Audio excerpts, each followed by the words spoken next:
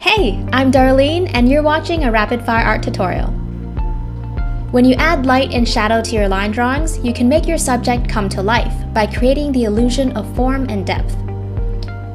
You can make a flat line drawing jump right off the page. In order to shade better, you'll need to practice 3 things: pressure control, how to shade smoothly, and most importantly, understand how light behaves. I'm going to walk you through all 3 things and then we'll shade something together.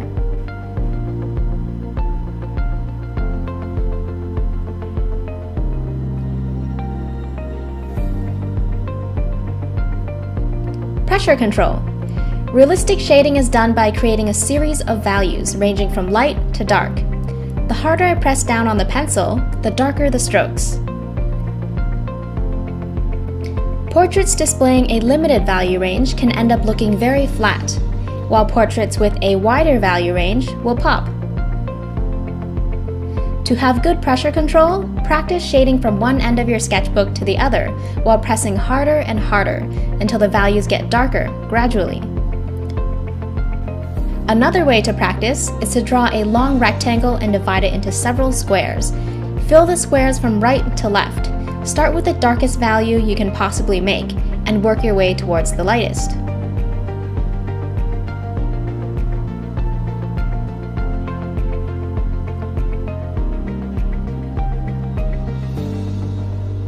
It's important to maintain a consistent pressure between each back and forth stroke, or each individual stroke. This will take some practice and concentration to develop the muscle memory for.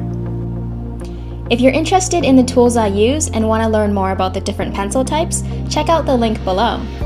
Some tools can make shading easier for you, but you absolutely do not need any special pencils to get started, because you can draw and shade realistically with pretty much anything that can make light to dark marks.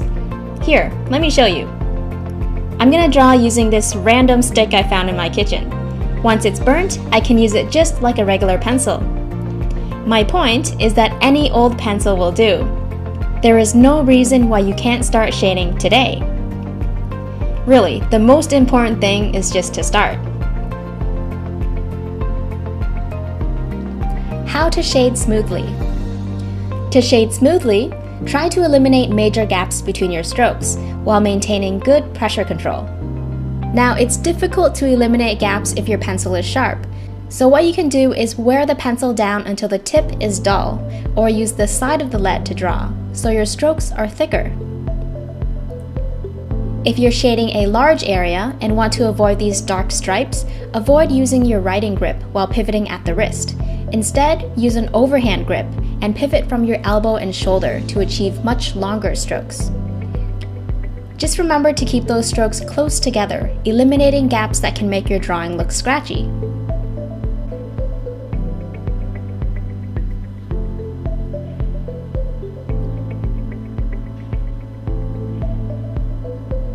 Understanding light. Have you ever tried shading something over and over without it looking even close to your subject? For most beginners, shading is probably a guessing game. That's totally what it was for me. Until I learned a few basics about light, things just started making more sense. Knowing where to correctly add light or shadow can make a really big difference in how realistic your artwork will come across. I'm going to use a sphere to point out the different elements of light because the patterns are a lot easier to point out than a complex form, such as a nose, for example. Here we have a plain wooden ball with a light source coming down from the top left. We have 2 distinct sides: the light side, which is facing the light source, and the shadow side, which is turned away. At the edge of our shadow, we have something called a core shadow, which is a dark strip running along the boundary between the 2 sides. The core shadow is most visible on a white table because white is highly reflective. Light rays come down, bounce off the table, and illuminates the shadow side of the ball, leaving a dark band. So as you can see, we have 2 types of light: direct light and reflected light. That's why shadows are rarely all black. There are so many things in the environment that light can reflect off of. walls, nearby objects, or even dust particles floating around in the air. Do keep in mind that black surfaces absorb light, so in this example, the core shadow is no longer visible. Going back to the image of the nose, can you tell which areas are lit by reflections and where the core shadows are?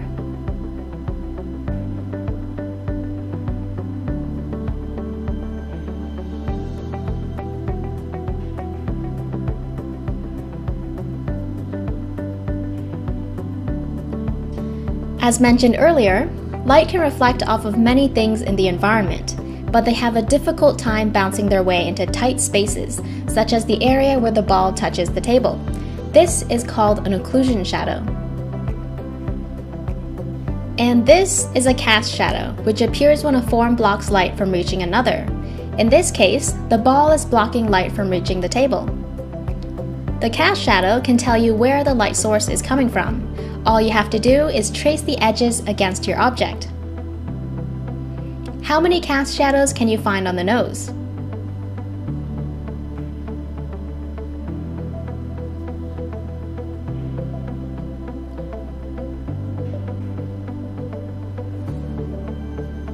Let's move on to the light side of the ball. On this side, there are only 3 things I need to point out. There's the core light, which is the area facing the light directly. Then there's the highlight, which is actually a reflection of the light source. This is the brightest point on an object. The edges can appear soft on matte surfaces, like this wooden ball, or hard on shiny surfaces, such as a plastic ball. And as unintuitive as it seems, the highlight can change position depending on where you're standing. The very last thing are midtones, or halftones. Midtones are the darkest values on this side of the ball, where the edges start curving away from the light source. These areas receive less and less light the more they angle away. Can you point out the core light, highlight, and midtones on the nose?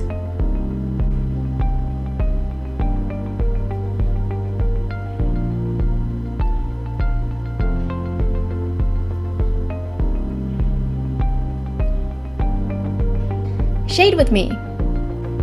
Let's shade an apple together without looking at any reference images. With our basic knowledge of how light behaves, we can essentially draw from our imagination. We might not be very accurate, but it's a great way to actively think about how light behaves. First, sketch your apple. It doesn't have to be perfect at all. Just try to get something down on your sketchbook. Try to keep your outlines as light as possible. My sketch is extra dark so you guys can see it better. We want it to sit on a table, so draw the edge of that table behind your apple. Then erase any unneeded lines. The next step is to determine where the light is coming from. Let's have one shining down from the top left. Draw a little flashlight or sun just to remember where it is. Where the apple blocks light from reaching the table, let's draw a cast shadow. You can use a ruler to find the cast shadow's length. Just align it to your light source and the edge of the apple.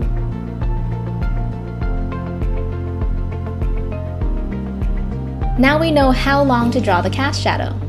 I'm just going to draw a long oval shape.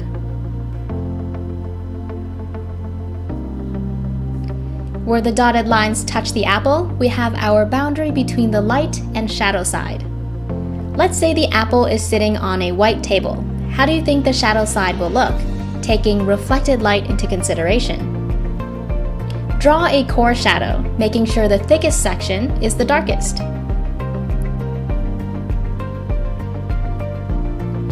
Where the apple touches the table, there's less light, so let's shade that area darker.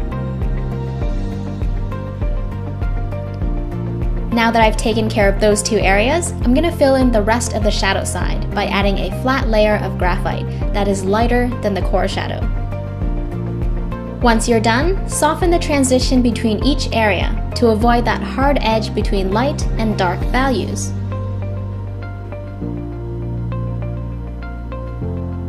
Now don't forget to soften the bottom portion as well.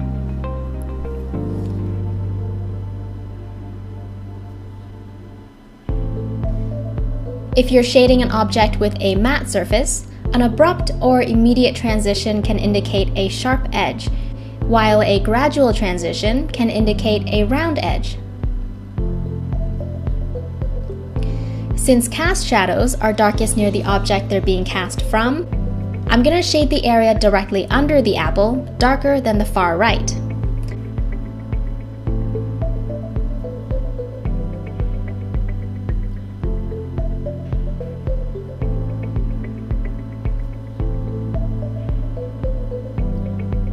How bright do you want the light side of the apple to be? It's totally up to you. Pick a light value and then shade the entire space flatly. The next thing we need to do is blend the two distinct sides of our apple, so it all comes together nicely. Where the form turns away from the direct light, add your midtones, which will immediately make the surface appear rounder.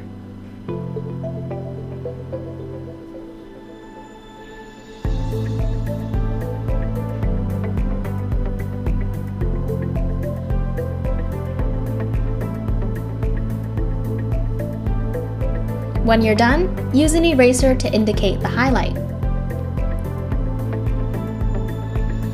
If you want your drawing to pop out of the page, exaggerate some of those values to create depth. If your drawing consists of mostly a small range of light grays, try to get a bright highlight in there, and some darker values. Now, outlines can make a drawing look cartoony, so make sure they blend in with your shading, or erase them as you go along. Definitely try to make your initial sketches as light as possible so they don't show through in the end. If they're too dark to erase, you can shade a dark background until they disappear.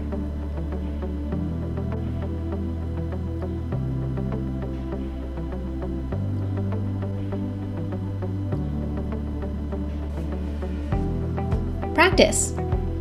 Place a few objects on a table under a single light source. Observe the patterns of light and shadow on each object.